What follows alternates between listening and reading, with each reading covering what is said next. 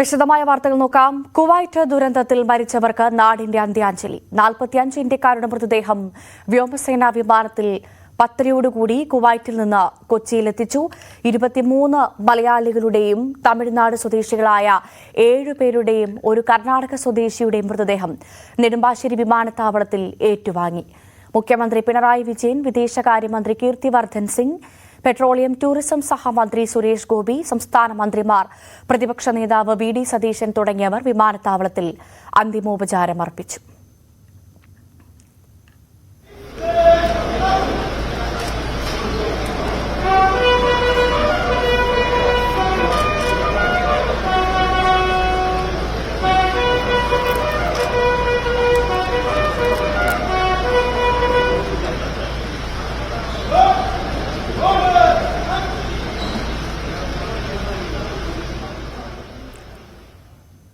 കീർത്തിവർദ്ധൻ സിംഗ് കുവൈറ്റിൽ നിന്ന് മൃതദേഹത്തെ അനുഗമിച്ചു. തമിഴ്നാട് സർക്കാരിനെ പ്രതിനിധീകരിച്ച് ന്യൂനപക്ഷ ക്ഷേമ മന്ത്രി കെ ഇ മസ്താൻ നെടുമ്പാശ്ശേരിയിൽ എത്തിയിരുന്നു. മറ്റ് 14 പേരുടെ മൃതദേഹവുമായി വിമാനം ഡൽഹിയിലേക്കും തിരിച്ചു. നെടുമ്പാശ്ശേരിയിൽ എത്തിച്ച മൃതദേഹങ്ങൾ പ്രത്യേക ആംബുലൻസിൽ ജന്മനാട്ടിലേക്ക് കൊണ്ടുപോയി.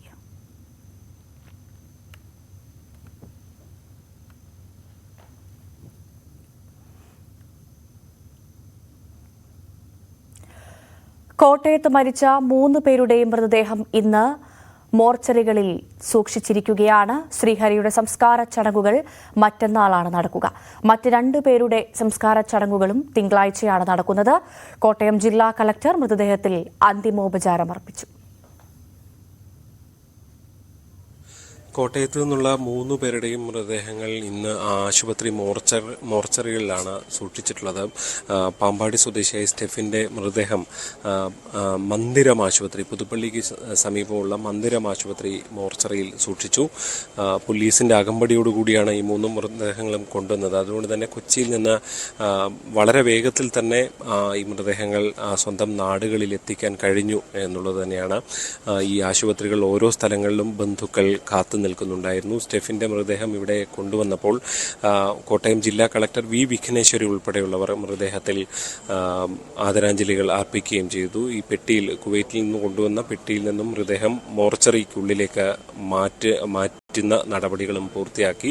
അതിനുശേഷമാണ് അന്തിമോപചാരം അർപ്പിക്കുന്നതിനുള്ള ക്രമീകരണങ്ങൾ ഉണ്ടായിരുന്നത്. ശ്രീഹരിയുടെ സംസ്കാരം ഞായറാഴ്ച ഉച്ചയ്ക്ക് ശേഷം ഉണ്ടാകും എന്നാണ് ബന്ധുക്കൾ അറിയിച്ചിരിക്കുന്നത്. 2 മണിക്കായിരിക്കും സംസ്കാര ചടങ്ങുകൾ. സ്റ്റെഫിൻ്റെത് തിങ്കളാഴ്ചയായിരിക്കും ഉണ്ടാകുക എന്നും ബന്ധുക്കൾ അറിയിച്ചിട്ടുണ്ട്.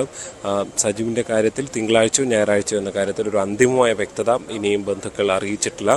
ചിലർ ബന്ധുക്കൾ വിദേശത്ത് നിന്ന് വരാനുണ്ട്. അതുകൂടി പരിഗണിച്ച ശേഷമായിരിക്കും ഇക്കാര്യത്തിൽ ഒരു അന്തിമമായ വ്യക്തത വരിക. എന്തായാലും പായിപ്പാട് തന്നെ ആയിരിക്കും സംസ്കാരം ഉണ്ടാകുക എന്നതാണ് നമുക്കറിയാൻ സാധിച്ചത്. തിരുവല്ലയിലെ സ്വകാര്യ ആശുപത്രി മോർച്ചറിയിലാണ് സജീവിന്റെ മൃതദേഹം സൂക്ഷിച്ചിരിക്കുന്നത്. എന്തായാലും വളരെ വേദനയിലാണ് നാട്ടുകാരും വീട്ടുകാരും ബന്ധുക്കളും എല്ലാവരും ഉള്ളത്.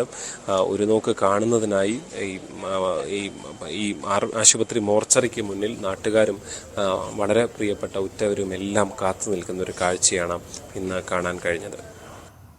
കൊല്ലത്ത് നിന്ന് MG മിഥുൻ നമുക്കൊപ്പം ചേരുന്നുണ്ട്. മിഥുൻ, അത്രമേൽ ആശയറ്റതാണ് നമുക്ക് കാണാൻ സാധിക്കുന്ന സംവത്സരങ്ങളെ ഞങ്ങൾ ഒരു നെടുവീർപ്പ് പോലെ കഴിക്കുന്നു. ഞങ്ങളുടെ ആയുഷ്കാലം 70 സംവത്സരം, ഏറെയായാൽ 80 സംവത്സരം. അതിന്റെ പ്രതാപം, പ്രയാസവും ദുഃഖവും. ചാവക്കാടുള്ള ബിനോയ് തോമസിന്റെ വീട്ടിൽ മൃതദേഹം എത്തിയിരിക്കുന്നു. അവിടെ നിന്നുള്ള രംഗങ്ങളാണ് നമ്മൾ കാണുന്നത്. അത്രമാത്രം ഹൃദയം മുറിഞ്ഞു പോകുന്ന കാഴ്ചകൾ. വെറും 4 ദിവസം മാത്രമേ ആയിട്ടുണ്ടായിരുന്നുള്ളൂ ബിനോയ് തന്റെ സ്വപ്നങ്ങളും ചിറകിലേറ്റി ദുബായിലേക്ക്, കുവൈറ്റിലേക്ക് പറന്നിട്ട്. വെറും 4 ദിവസം മാത്രമേ ആ ഒരു സ്വപ്നത്തിന് ആയുസ്സുണ്ടായിരുന്നുള്ളൂ. ഒരു നാട് മുഴുവൻ കരയുകയാണ്. MG മിഥുൻ കൊല്ലത്തു നിന്നും ചേരുന്നുണ്ട്. മിഥുൻ, സൂചിപ്പിച്ചതുപോലെ തന്നെ അത്രമേൽ ആശയറ്റതാണ് നമുക്ക് ഓരോ വീടുകളിൽ നിന്നും കാണാൻ സാധിക്കുന്ന വിലാപം, ഹൃദയം നുറങ്ങുന്ന വേദന. ഒരു നാട് മുഴുവൻ കരയുന്ന കാഴ്ചകളാണ് നമ്മൾ കാണുന്നത്.